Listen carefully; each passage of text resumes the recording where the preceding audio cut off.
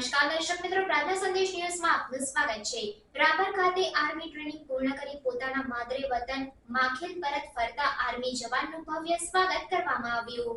રાપર તાલુકાના માખેલ ગામના દીપકભાઈ બેચરાભાઈ ધવડ એ દિલ્હી ખાતે 7.5 મહિનાની આર્મીની ટ્રેનિંગ પૂર્ણ કરી પોતાના માદરે વતન માખેલ ગામે આવ્યા હતા। ત્યારે તેઓને પરિવાર તથા મોટી સંખ્યામાં ગ્રામજનો મિત્રો એ આવકાર્યા હતા। ત્યારબાદ માખેલ ગામના સરપંચ ભરતભાઈ મઢવી તેમજ ગ્રામજનો દ્વારા ફૂલોના હાર પહેરાવીને ભવ્ય સ્વાગત કરવામાં આવ્યું હતું। ત્યારબાદ માખેલ ગામના સૂર્ય મંદિરથી પોતાના ઘર સુધી ડીજેમાં દેશભક્તિના ગીતો સાથે શોભાયાત્રા નીકળી હતી। આ શોભાયાત્રામાં માખેલ ગામના સરપંચ તેમજ મોટી સંખ્યામાં ગ્રામજનો ઉપસ્થિત રહ્યા હતા।